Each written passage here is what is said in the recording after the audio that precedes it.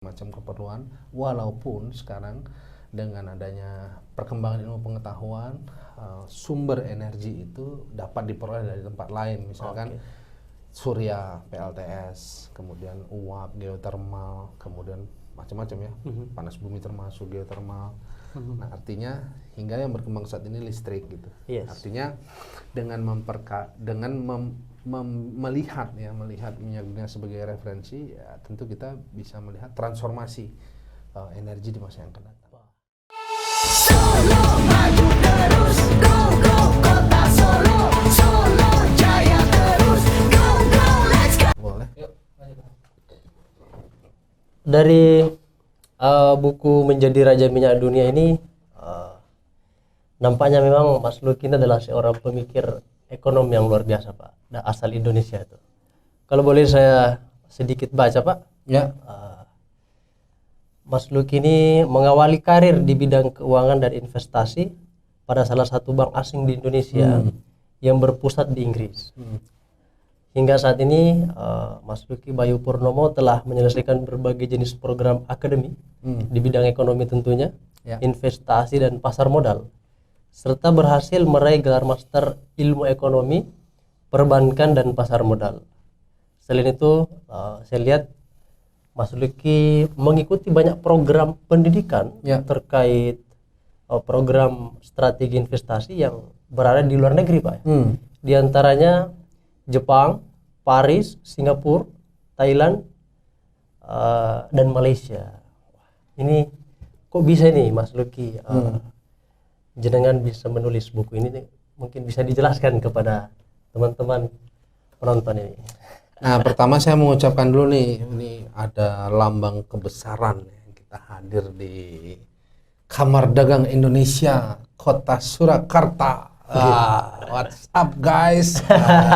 Ini ada tokoh-tokoh muda di sini yang kita sapa dulu, namanya Mas Rahmat ya. Jadi makasih udah kasih pengantar tadi.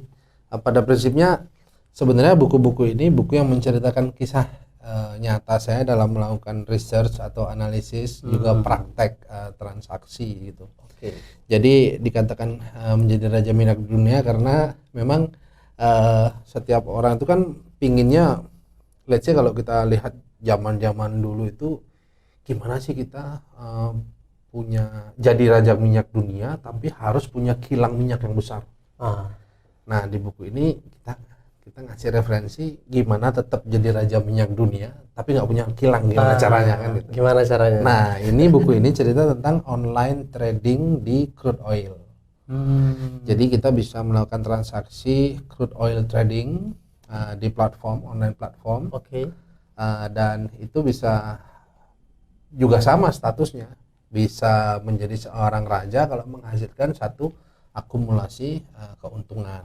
Nah, untuk itu buku ini menjelaskan bagaimana sebenarnya upaya-upaya kemudian tahapan dalam proses penelitian analisis agar bisa digunakan oleh segala segmen, segala lapisan. Jadi buku ini dikemas seperti buku cerita yang menceritakan gimana sih nanti pada faktanya dan pada prakteknya kalau kita menjadi raja minyak dunia. Raja minyak dunia. Oh, asal muasal buku ini tercipta dari situ ternyata. Pada waktu itu tahun sekitar tahun 99 ya. Saya masih baca-baca koran atau masih lihat cerita-cerita ya, masih lihat cerita sana sini, kemudian mendengarkan informasi bahwa sebenarnya waktu itu sedang ada perang kalau nggak salah. Saya lupa negaranya apa, yang penting dia berperang. Pada waktu itu pikiran saya, lalu harga minyak tuh naik gitu. Harga minyak naik turun karena perang. Saya pikir kenapa harga minyak naik turun dan kenapa itu menjadi kekhawatiran sosial gitu. Akhirnya saya pelajarin, oh ternyata ada sisi lain ya yang benar-benar mempengaruhi bagaimana publik itu mengambil satu interest dan dia mengambil satu sikap gitu. Akhirnya saya, oh kalau begitu kita perlu nih memperdalam objek yang memang dikatakan menyebabkan kekhawatiran publik juga public interest. Oleh karena apa? Itu berarti bisa dipelajari gitu. Nah, akhirnya yang dikhawatirkan itu apabila harga naik, harga minyak naik, harga minyak turun. Akhirnya fenomena itu merambah tuh ke postur pembentukan APBN suatu negara, kemudian postur budgeting atau anggaran kepada sektor-sektor tertentu. Nah, akhirnya saya pikir, oh ternyata saripatinya hanya pergerakan harga minyak dunia di antara yang lain, misalkan ada mata uang, ada saham, ada obligasi dan sebagainya. Nah, begitulah kurang lebih latar belakang buku itu. Akhirnya kita ketik, kita salin, dan kita cerita. Ini buku kayak novel. Jadi inspirasi buku ini dari bukunya George Soros. Jadi George Soros itu ada seseorang ahli keuangan atau pakar keuangan, juga investor, juga trader, juga spekulator. Itu dia termasuk tokoh yang fenomenal. Karena apa? Karena aksi transaksinya juga akhirnya menyebabkan perubahan iklim terhadap kinerja mata uang pada mata uang tertentu. Nah, balik ke sana saya terinspirasi bahwa sebenarnya saya ingin buat nih buku. Dia cerita bangun pagi ngapain, buat kopi, mikir apa, kemudian setelah jam 10 harus ngapain dan sebagainya, nulis, akhirnya dicatat, akhirnya jadi tuh bukunya. Jadi buku ini cerita kurang lebih rute saya lah, atau perjalanan saya itu sampai trading sampai selesai, kemudian analisis sampai selesai. Nah, diharapkan buku ini juga saya menceritakan sebuah kesalahan yang saya lakukan. Jadi saya ingin agar masyarakat tahu apa yang salah saya lakukan agar objektif, karena kan tujuannya untuk inklusi dan literasi. Nah, jadi para pembaca yang budiman dimanapun berada nanti bisa lihat, ternyata yang ini salah dan sudah terjadi. Dan biarlah saya aja yang melakukan itu. Artinya ini biar bisa dijadikan satu referensi untuk para pelaku pasar atau para profesional yang ingin melakukan kegiatan transaksi di harga minyak dan berdasarkan harga minyak. Saya kira Kadin memiliki banyak sektor ya, dari bagian komponen industri yang ada plantation, perkebunan, ada pertambangan. Pertambangan itu itu pertambangan batu bara, minyak, nikel, bauksit, aluminium dan sebagainya itu. Kemudian sampai ke sektor industri dasar dan sebagainya. Nah, ini diharapkan menjadi satu buku yang membuka ya, yang memberikan cakrawala cakrawala bahwa transaksi harga minyak itu kalau ada di kondisi real sector, ternyata di paper asset atau di industri keuangan juga sebenarnya mempengaruhi keadaan real sector. Gitu. Berarti buku ini harus dibaca oleh segala pelaku usaha, karena ini betul-betul menjadi literasi ekonomi, Pak. Literasi bisnis.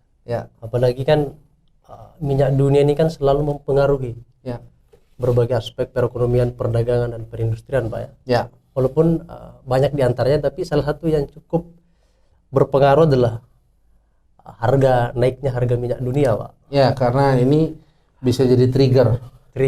Bisa jadi trigger atau pemicu. Jadi kalau kita lihat posturnya ada minyak dunia, ada mata uang, kemudian ada saham, ada obligasi, ada paper aset yang lain. Nah, setiap hal yang ditentukan untuk menetapkan ya satu kebijakan, karena kebijakan itu dibuat untuk konsumsi public konsumsi publik, artinya kebijakan tersebut juga harus attach kepada kondisi pasar yang dinamis. Ini pergerakan harga minyak kan naik turun. Nah, jadi mudah-mudahan bisa jadi referensi. Nah, minyak dunia juga sekali lagi ini masih menjadi kebutuhan dasar untuk berbagai macam keperluan, walaupun sekarang dengan adanya perkembangan ilmu pengetahuan, sumber energi itu dapat diperoleh dari tempat lain, misalkan surya, PLTS, kemudian uap, geotermal, kemudian macam-macam ya, panas bumi termasuk geotermal. Nah, artinya hingga yang berkembang saat ini listrik gitu. Artinya dengan melihat minyak dunia sebagai referensi, ya, tentu kita bisa melihat transformasi energi di masa yang akan datang. Wah, betul sekali. Ini Gitu, Mas buku Rahmat. yang luar biasa. Saya rasa para anak muda juga perlu membaca ini, Pak. Ya dong, Perlu. saya kesini seneng nih karena lihat Kadin ada yang udah senior bukan tua ya, ada senior udah dewasa, ada yang muda Ada kayak yang Mas Rahmat muda. itu, cakep kan? Saya dan teman-teman yang lain. Wah itu dia, ini, teman-teman yang lain. Iya makanya kita support Kadin, kita sebagai orang yang punya profesi, saya kira ini waktunya untuk berkolaborasi karena kan Betul. agar Kadin kolaboratif gitu ya. Jadi Kadin sebagai kaum industrial, kemudian kaum pengusaha, kemudian kelompok yang memang membidangi berbagai macam bentuk aspek. Nah itu sebenarnya akan lebih berkembang kalau nantinya memang juga disertai ya dengan adanya unsur yang memang secara ilmiah, secara saintifik juga menyertai praktek-praktek pada umumnya. Itu agar saling melengkapi. Betul. Gitu. Demikian, terima kasih Mas Rahmat. Terima kasih. Saya ucapkan kepada Mas Luki yang telah membersamai Kadin TV untuk membahas buku-buku. Di antaranya adalah Menjadi Raja Minyak Dunia. Mungkin itu saja perbincangan saya bersama Mas Luki. Kita jumpa di episode selanjutnya. Kadin, tabah, jujur, setia, menjadi raja minyak dunia. Oke. Terima kasih. Saya Ardi Bayu Purnomo. Saya Rahmat, ucap undur diri. Assalamualaikum warahmatullahi wabarakatuh. Solo